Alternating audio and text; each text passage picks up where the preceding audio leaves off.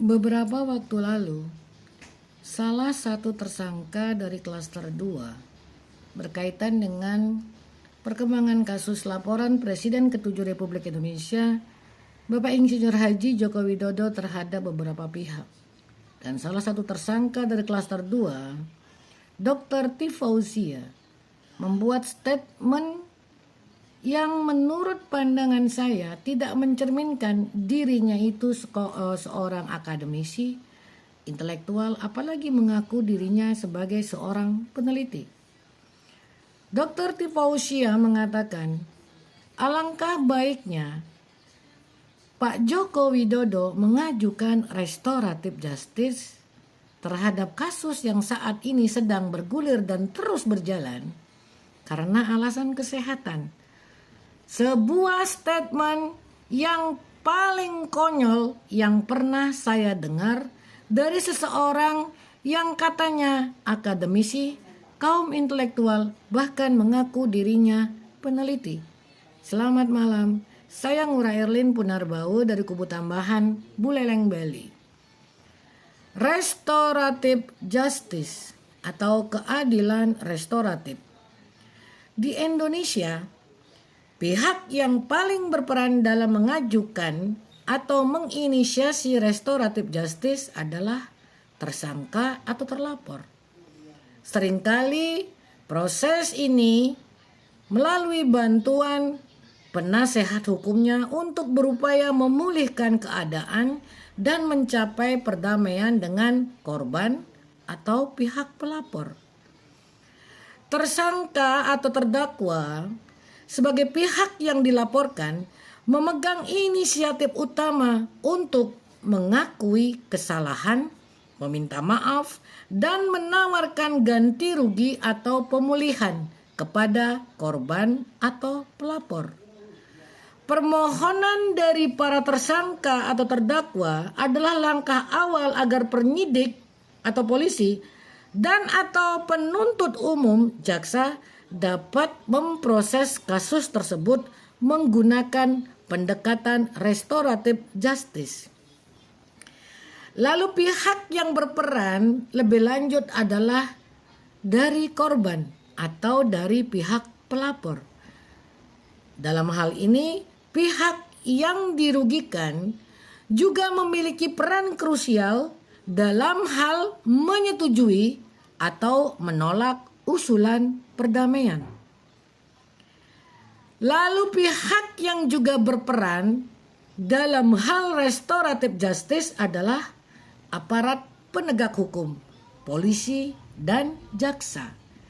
Jadi sangat aneh ketika Roy Suryo melaporkan pihak penyidik Polda Metro Jaya berkaitan dengan dikeluarkannya SP3 terhadap dua tersangka Egy Sujana dan Damai Hari Lubis yang mengajukan restoratif justice kepada pihak pelapor atau korban, dalam hal ini Presiden ke-7 Republik Indonesia.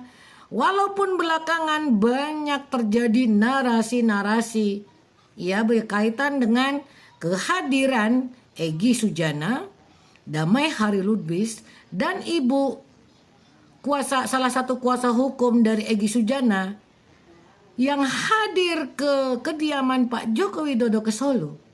Banyak narasi-narasi yang beredar berkaitan erat dengan proses restoratif justice yang kemudian menjadikan dikeluarkannya SP3 oleh penyidik Polda Metro Jaya. Lalu Roy Suryo melaporkan pihak penyidik Polda Metro Jaya ke Propam. Sebuah tindakan konyol, sebuah tindakan yang justru mempertontonkan betapa otak Roy Suryo sudah benar-benar alami kerusakan. Termasuk juga kecacatan dalam mental dari Roy Suryo atau Kanjeng Raden Mas Roy Suryo Noto Diprojo. Aparat penegak hukum, dalam hal ini polisi ataupun jaksa, juga merupakan pihak yang berperan dalam proses restoratif justice. Lalu alasan apa Roy Suryo melaporkan pihak penyidik Polda Metro Jaya kepada Propam jika salah satu pihak yang juga berperan dalam proses restoratif justice itu adalah polisi atau jaksa? Syarat utama dalam proses restoratif justice adalah adanya perdamaian dan pemulihan kerugian yang ditimbulkan oleh tersangka.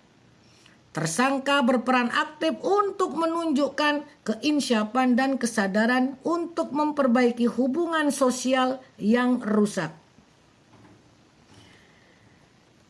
Restoratif justice dalam kasus pencemaran nama baik, fokus utama adalah mengubah fokus dari penghukuman pelaku menjadi pemulihan kerugian yang mungkin dialami oleh korban, dalam hal ini pelapor, terutama menyangkut reputasi dan harga diri yang rusak akibat pencemaran nama baik.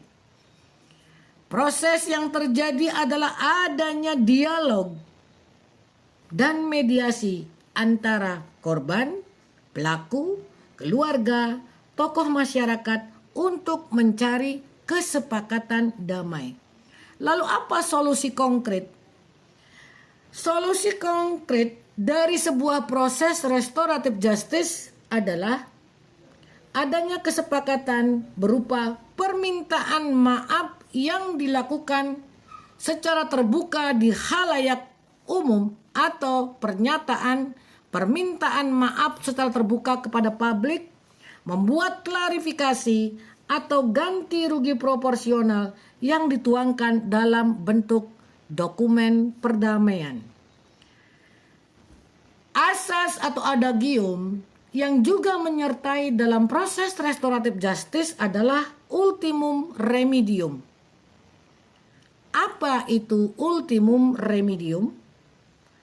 Ultimum remedium ini adalah upaya mendorong penggunaan pendekatan sebagai upaya terakhir untuk kasus pencemaran nama baik di media sosial agar tidak terjadi hal-hal yang selalu disampaikan oleh para tersangka yang mengaku dirinya dikriminalisasi, bahkan merasa hak asasinya dilanggar dengan berat.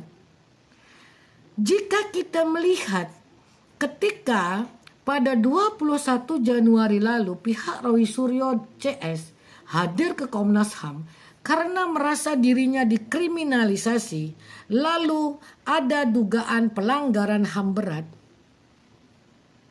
Jika orang-orang di Komisi Hak Asasi Nasional pola pikirnya sehat, mentalnya sehat, pasti akan melihat siapa di sini yang melakukan pelanggaran HAM berat terhadap pihak lain.